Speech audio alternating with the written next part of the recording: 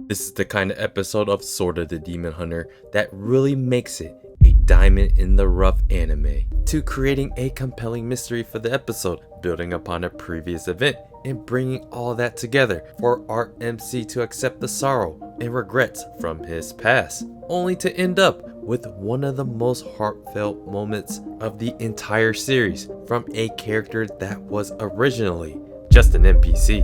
It's Bunkyo Year 3, 1863, 1 year after Lord Yasuhide tried to convince Jinya to join his other demon counterpart in Tsuchiyoda to fight against foreign influences and keep Japan as an isolationist country. Jinya caught wind of some more demon troubles at Mizuho Temple, the place where Mosuke got yeeted and where we found out about the dark backstory of what happened to his wife and who his wife eventually ate. And apparently Jinya now has a wife and a kid. Back at the soba shop, I think Miura is all of us, as we had a surprise look when we found out that Jinya is in an apron.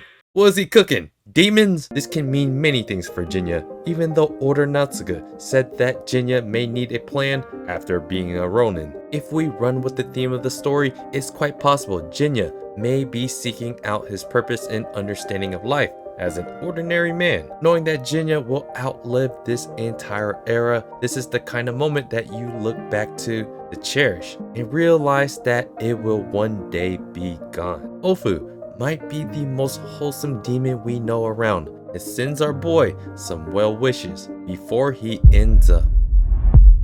For this video, we will be covering Sword of the Demon Hunter Kijin Gentoushou, Episode 16, Principles of the Amanajaku. Please check out my previous videos and please be on the lookout for the videos on the fragrant flower blooms with dignity. I promise there will be a video about each and every individual episode. And check out my main channel where I cover Frieren and Dan the Dan. We are back at the Mizuho Temple and Jinya runs into a man-eating demon that howls like a fox and uses fire. I guess we have ourselves a demonic nine-tailed fox named Unagi. Yes, the same Unagi that got horrifically eaten by Mosuke's demon wife. Let's not judge the animation, guys, but Jinya did jack the Yatanomori Kaneomi sword from the previous episode and uses its ability called Sky Edge to shoot air projectiles from far away. It was a fight that quickly showed its usefulness against long-range enemies, and so that leads to what we know next. Jinya consumes the demon and unlocks a backstory-ish that ends up being the entire mystery of the episode, that surprisingly has a satisfying payoff at the end, as we hear the sounds of a baby crying in the background. Back at home base, it quickly gets strange as we totally get confused as to who was supposed to be Jinya's wife. Ofu? The previous episode kept that part really vague with the relationship between Jinya and Ofu. Now, it's this chick? And I totally thought that was Yotaka. What makes this even more strange is the fact that the demon Jinya just consumed was named Unagi, the same as his supposed wife and supposed child. So but Natsuga was so hoping that Jinya would end up with Ofu, which embarrasses her, and then proceeds to ask Unagi about how they ended up together. Somehow, they have known each other for quite some time, being from the same village. And there he was, on a hill, by a river, right outside of the town, where she busted a move on him. Just when we wanted to call bullfoolery on this part of her explanation, it got more specific as to the life at Kadono. So this Unagi person basically replaced Shiryuki's backstory with herself. However, it gets even more flustering when she says she lied about everything she just said and told them that they shouldn't try to get into the personal details of their lives. And that is all of us right now in Jinya's face. In reality, this likely all ties to Unagi's powers, and so the story proceeds as Unagi and Jinya walk around with the baby, like the story hasn't just gaslit us into oblivion. But I accept the Matrix. She walks into a bookstore where there are various books, with one called Tenmoku Lover's Suicide. That basically explains Jinya's backstory of a husband watching his wife die before her. The most noteworthy of these books is part of this episode's title, Uriko Hime and the Amanajaku. Before she leaves the store, Jinya makes a keen observation about the baby I'm sure this story will become like an analogy very soon. We start to find out about why Unagi says such rude things about her daughter. That stems from the previous scene that she kind of hates her daughter because it is not actually hers. She was abandoned by her parents, so she doesn't feel the same maternal attachment if it was her own. However, she feels like she has no choice but to take care of it. Jinya points out that this B-word be lying, man, but Unagi says that women are born fibbers. It gets even more strange as she does actually know what he likes in isobe mochi. And then we get our first glimpse into our answers as Jinya's jumbled memories start to remind him of something that is related to his stepsister in Natsu. And just before he could say the thing that could completely end this mystery, our MC keeps it to himself and just smiles away. Accept the Matrix! Unagi proceeds to tell one of the short stories she ended up reading at the bookstore that basically projects her situation with Jinya and what just happened to Jinya at the Mizuho Temple. An older man and older woman raises a beautiful daughter that ends up getting tricked to enter its home by a lying demon called the Amanajaku. This demon was special in particular because it can lie, unlike what we know about demons before. And so, it yeeted the girl and wore its skin, living her life and ultimately being a wife of a well-off man. That is, the Urikohime and the Amanajaku fable. Urikohime is a part of various old Japanese folktales in relation to an innocent child being deceived and taken away by a demon. The Amanajaku is like the rebellious and dark side to oneself. Seeing that we just saw Jinya have flashbacks of Natsu, and the last time we saw Natsu, she absolutely hated him for yeeting her adoptive father, Jinya's biological father. The speculation starts to swirl around how Natsu is related to Unagi and this baby. But both Unagi and Jinya come to the conclusion based on the Urikohime and Amanajaku story that the Amanajaku was just another girl that was jealous of the human, having such an amazing life set up for her. And so this story makes us really think about who is the Urikohime and who is the Amanajaku, and what elements of this fable can we take away and how it does relate to Jinya and this Unagi. As the episode moves on, there's more dialogue about Unagi's name, as she gets teary-eyed from the sunset. As the sea breeze and the land breeze change, the wind temporarily stops for a moment as the ocean itself becomes the meaning of tranquility. Unagi wants to have the experience of that moment once again to be shared with Jinya. And here we have our recurring theme of flowers, but this time it is the white powder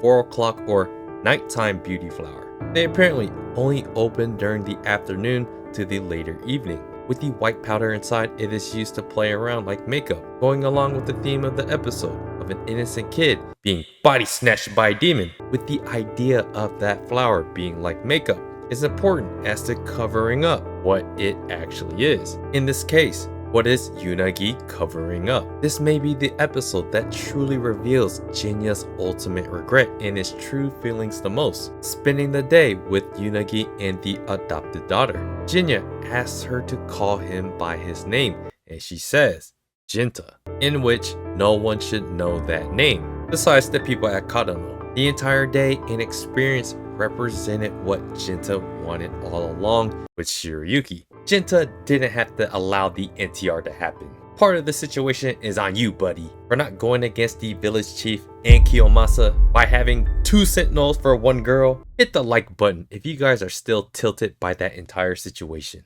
Some situations are out of your control and some are laced with more regret. It is Jinya's sadness from Shiryuki to his father and to Natsu that those emotions have manifested itself with his current situation with Unagi. In the Urikohime and Amanajaku story, it is Jinya who believes he is the Amanajaku, as he apologizes to Unagi for yeeting her. Jinya wakes back up with white hair from his vision from Unagi. Her ability was to create illusions that deceive others that are connected to one's memories. Although she was a demon, it seems like she had one last request to influence someone to come to the temple to take care of the abandoned baby. So all the rumors about a demon being a man-eating creature was just all a part of the illusion, along with the fire. From the previous episode, he acquired Sky Edge with the Yata no Mori Kaneomi Katana.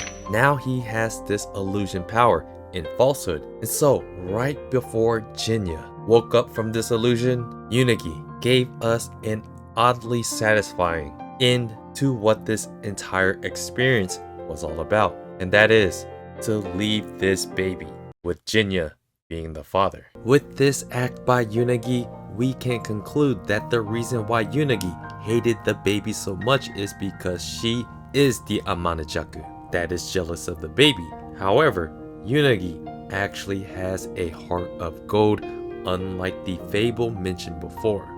And so as Jinya hears the crying baby, he decides to name it Nomori, in reference to Unagi meaning evening calm. So the baby is like a flower that blooms in the evening calm. Bro comes back to the soba shop like, I think I had a fake wife, but my daughter is real though. And that's how the episode ends. Imagine yourself being tricked into being a dad.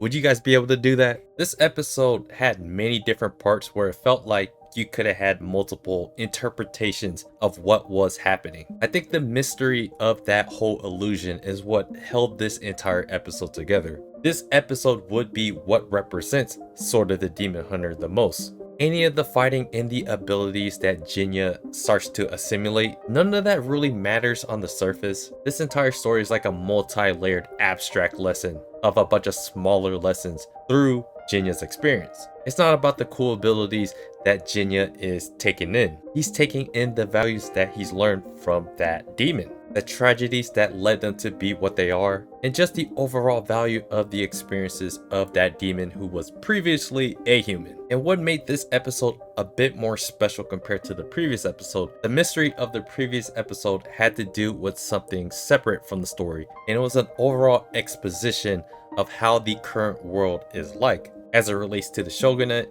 and then the emperor, the way of the samurais changing. This episode relates it back to our MC, so we have more of a relationship with the character. And so building that mystery around that just makes it so much more compelling. And it's really the first time we got to see Jinya look like he's happy. And once it got to the Uriko Hime and the Amanajaku fable, it really made us think, okay, this story really ties in to Jinya somehow and like his personal experience. And then somehow, some way, it all culminated in this very heartfelt moment at the end. I didn't think I would feel that much of a connection to a character that was just introduced that will soon be gone. But it was the fact that Jinya was coming to terms with some of the regret that he's had and the sorrow he's experienced from Shiryuki to his father and what happened with Natsu that ultimately left with Jinya with a goddamn baby. In a way, it does kind of tie into what happened to Suzune and Jinya as Motoharu took him in.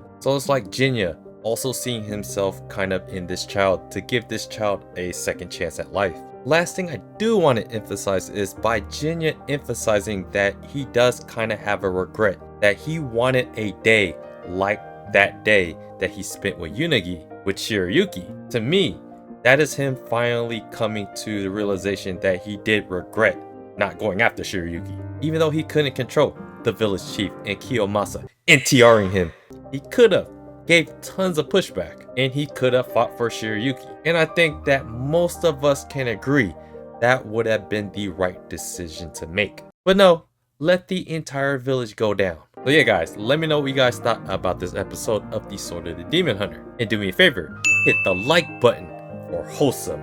Subscribe to the channel if you guys haven't already. Check out my blog at otakusen.com. Check out my main channel where I cover mostly free rent and Don. And I appreciate you guys watching. I'll see you guys on the next video.